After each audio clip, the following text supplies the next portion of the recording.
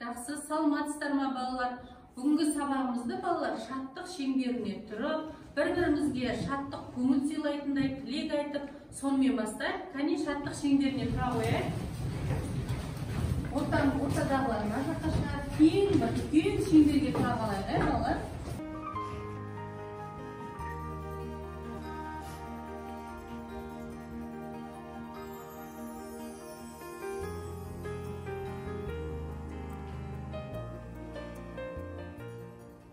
Балалар, ал бүгінгі күнімізге сәттілік тілеймін. Ару, сен бүгін өте әдемісің. Сәттілік тілеймін саған.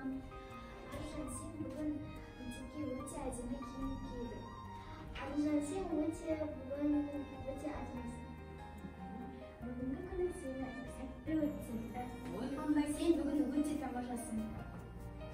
Сен бүгін жақсы күн өтсін. Жақсы күн өтсін дейді сен үшін. Сен бүгін сұлу бол. Ой, қандай күшті.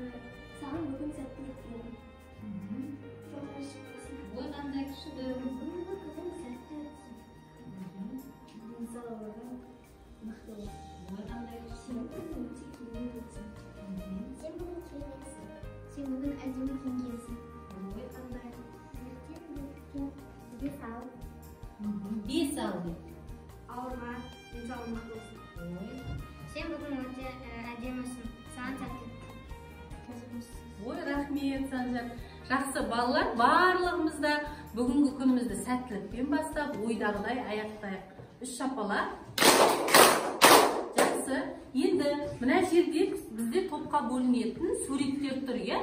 Біртіндеп әрқайсының суреттерді алып, сол суреттермен осылай тұра қалыңыздар. Сосын мен айтам, кім қайда отырады, аламыз шетімізден. Тез.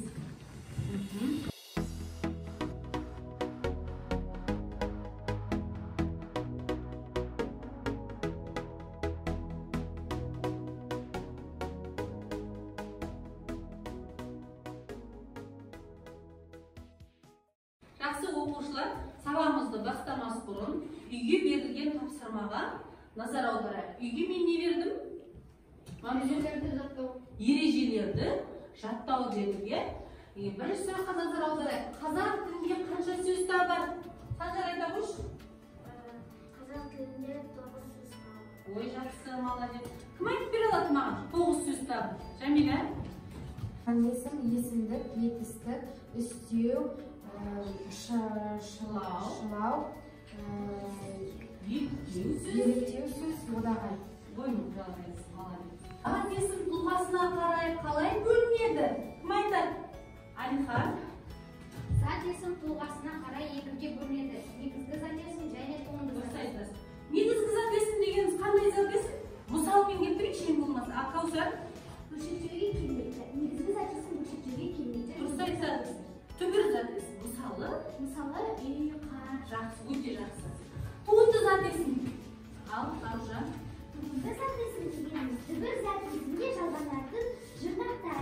Яғни зат есімдер мысалға достық, білім. Яғни зат есімге немесе басқа сөздеріне жұрнақтар жалғанылады. Өте жақсы отырады. Зат есім мағынасына қарай қалай бөлінеді? Аружан. Ол жалпы және жалпы болып бөлінеді. Жақсы. Жалпы және жалпы болып бөлінеді. Сын есім дегеніміз не? Іңкәр? Сын есім заттың түрін, түсін, көлемін, салмағын, сапасын, дәмін, сынын білдіретін сөздерді сын есім деп аталады. Ол қандай сұраққа жауап береді? Қандай, қай деген сұрақтарға жауап береді. Жақсы. Сын есімнің мағыналық сөздері ол екіге бөлінеді. Иә. Сапалық және қатысты. Жақсы, сапалық және қатысты. Жақсы балалар, үй тапсырмасына барлығымыз жауап бердік. Ендеше ары қарай жаңа сабағымызды бастамас бұрын қызығушылықты оятуға назар аударайық. Мен сіздерге суреттер көрсеттім, иә балалар, қараңыздар. Бұл суретте кімдер бейнеленген? Сыртқы келбеттеріне қарап адамды тануға бола ма? Иә. Мансұр, мына суретте кім бейнеленген? Қандай қыз? Әшекеймен Иә. Әшекей тағынған дейді. Тағы, Аружан. Ол қазақтың қызы. Бізді қазақтың ұлттық киімін киген. Сен қайдан білдің қазақтың қызы екенін? Себебі әр ұлттың өзінің киімі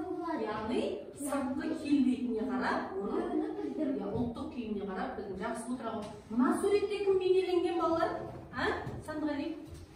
Бұл суретте қазақ батыры бейнеленген. Өте дұрыс айтасың. Өйткені неге қарап білдің сен оны? Мен оның сауытына, келбетіне. Дұрыс айтады. Үстіндегі киіміне, келбетіне қарадым дейді. Қазақтың батырлары иықты, денелі болған екен. Мына суретте, Еркежан? Үшінші суретте бейнеленген ол футболшы. Мен оның келбетіне, киіміне қарап, футболшы екенін білдім. Дұрыс айтасың. Өте жақсы. Балалар, біз сонда қарап тұрып, суретке қарап тұрып, олардың сыртқы киіміне, тұрысына, қай жерде орналасқанына қарап, біз суреттерді ажырата алдық екен. Дұрыс айтасыздар. Олай болса, бүгінгі біздің сабағымыз қандай болуы мүмкін? Тақырыбы?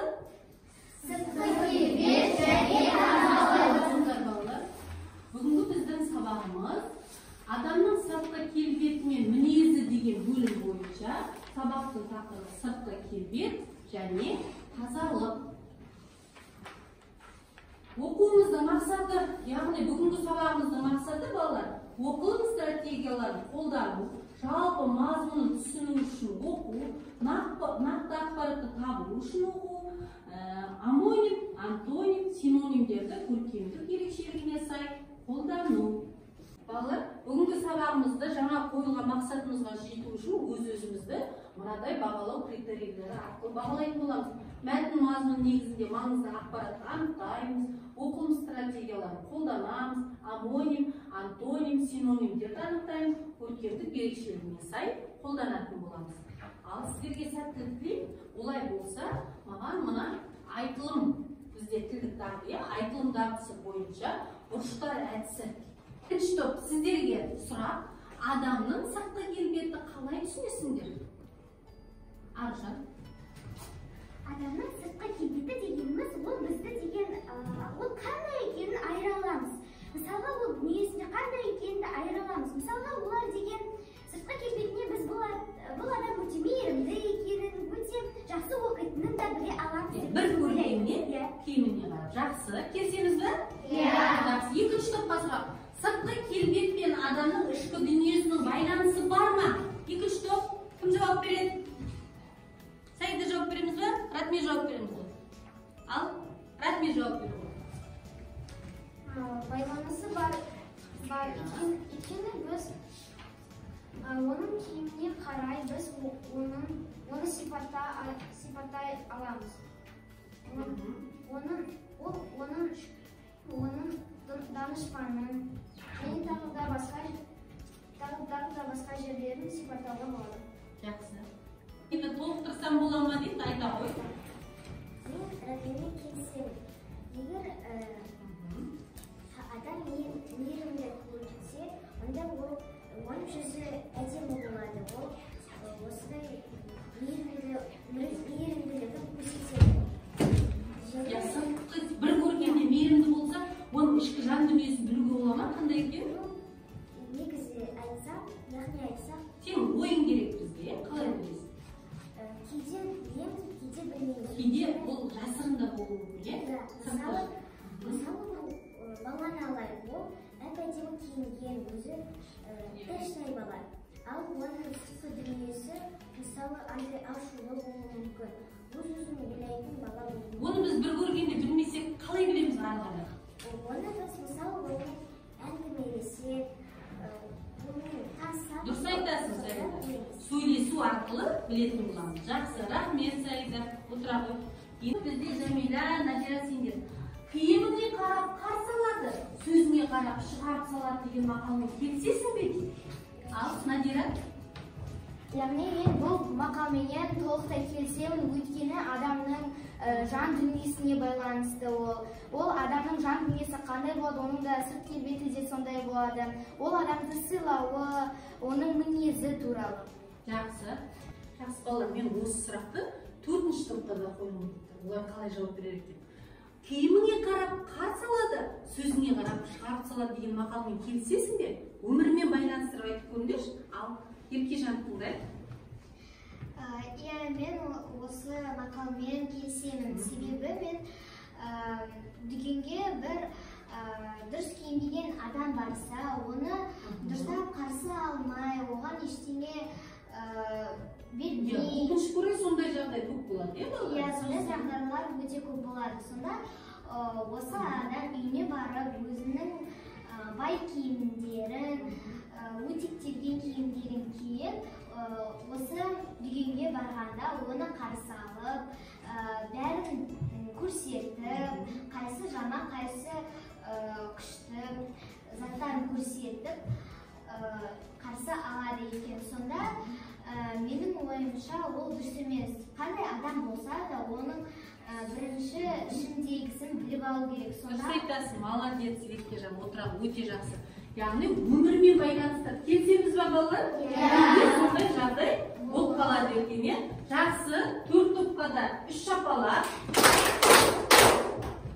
Жақсы балалар, олай болса, жаңа барлығымыз айттық, ойымызбен бөлістік, сонымен сыртқы келбет дегеніміз балалар, адамның сыртқы келбетіне, бет әлпетінің өзгерісі, дене құрылысы, бойы, салмағы, мүсіні, осының барлығын не істейді екен? Сыртқы келбетке жатады. Енді тазалық дейді. Тазалық ол жеке адамның гигиенасы дейді.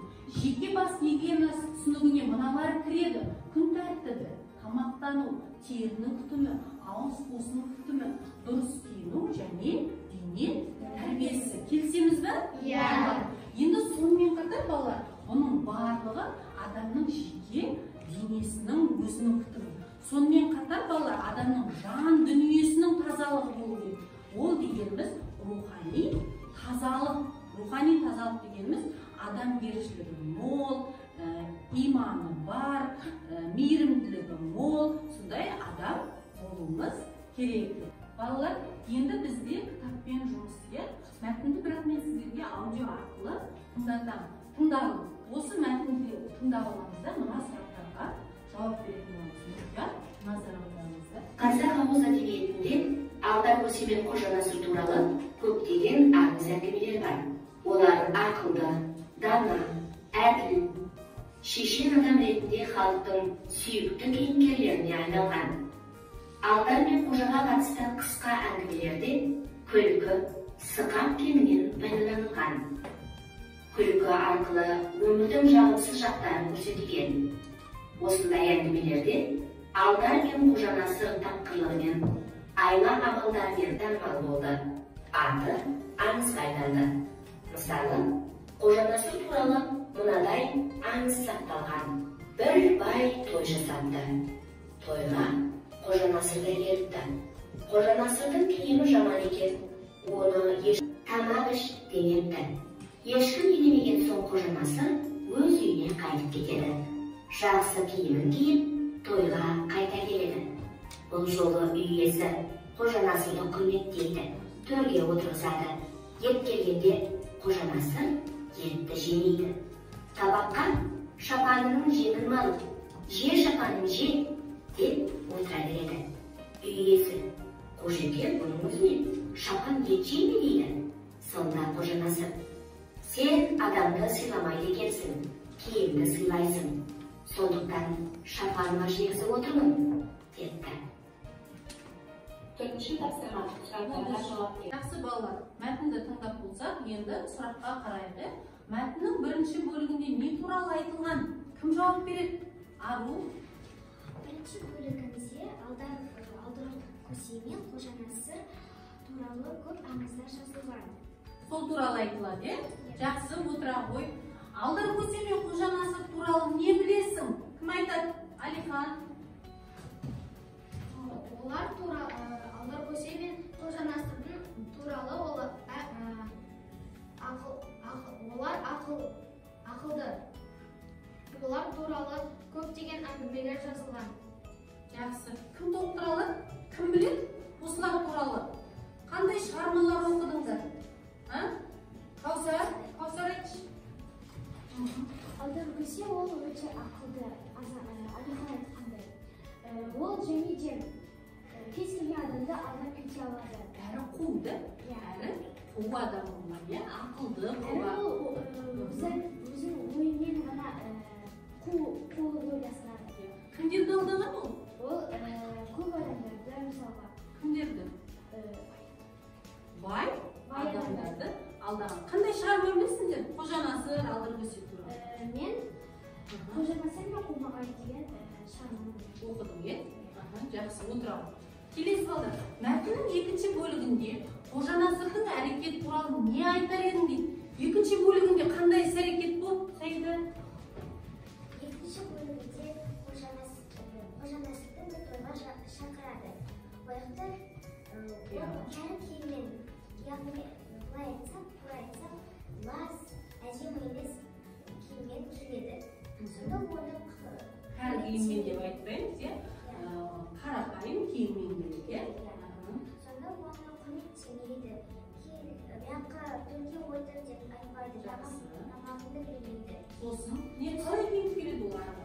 Сосын ол үйіне барып, өз жаңа әдемі киімін киеді. Сонда оны барлық құрметтеп, Қожа Насыр төрге отыр деп айтады. Жақсы, Саида, отыра ғой. Ары қарай кім жалғастырады осыны? Жәмила? Қожа Насырдың әрекеті қандай болады, ұста? Сонда ол өз шапанының өзі қолымен тамақты жемей, тамақты кімге жейді? Шапанына. Неге жейді? Шапанны жеңіне жейді деп айтады. Неге? Отыра ғой. Неге? Айтады?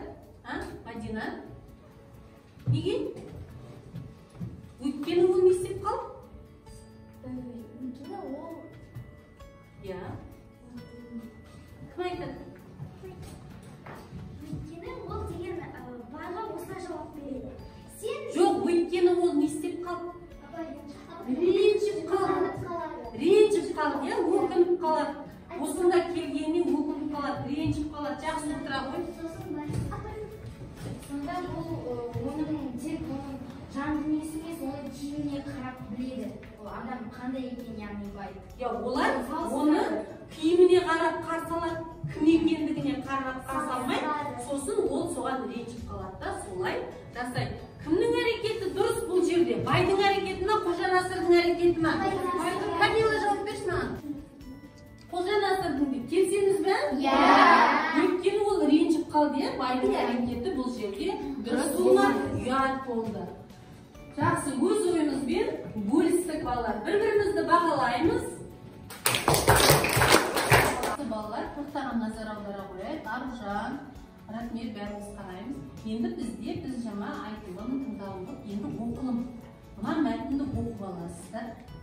Осы мәтінді оқып аламыздар. Мен сіздерге сосын жұптық тапсырма беремін.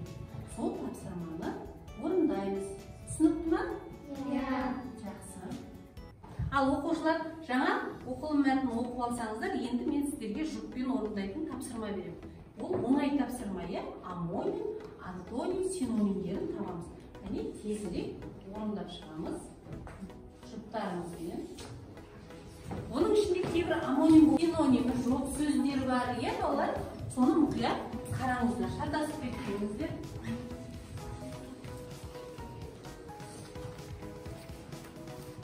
Алам. Келмей қалды, өзің алам. Ал, сәттілік, тез орындап тастайық, 1 минут дейік.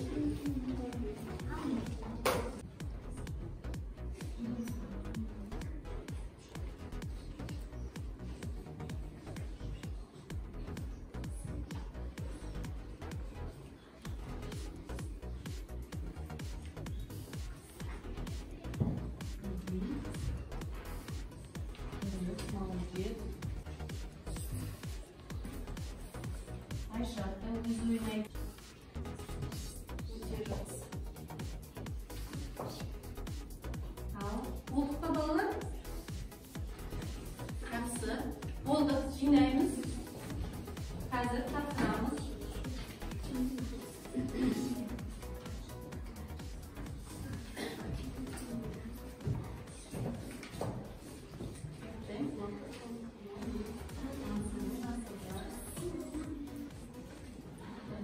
Жақсы балалар, олай болса, бүгінгі сабағымызды жеткізейік. Біз мына қойылған үлкен мақсатқа бүгін қол жеткіздік, барлық қойылған мақсаттарымызды бағындырдық. Енді мен сіздердің алдарыңызға кішкене жүрекшелер тараттым.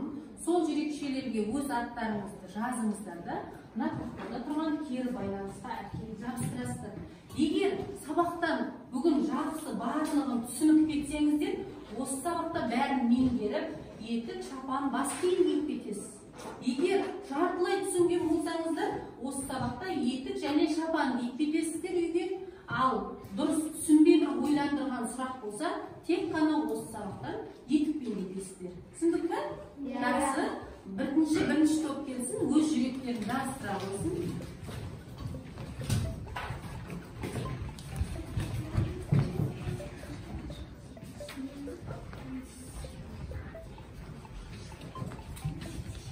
Екінші топ келе қойыңыздар.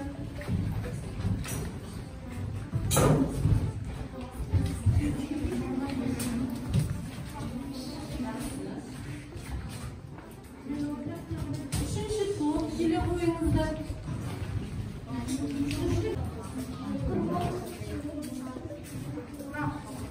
Жартылай түсінсеңдер, жартылай түсіндік, түсінбесек түсінбедік деп белгілеңдер. Бүгін барлығы шапан, етік, бас киім киіп, сыртқы келбеттерін керемет дүлдендіріп кететін болды осы сабақта. Мына түптен бастасın.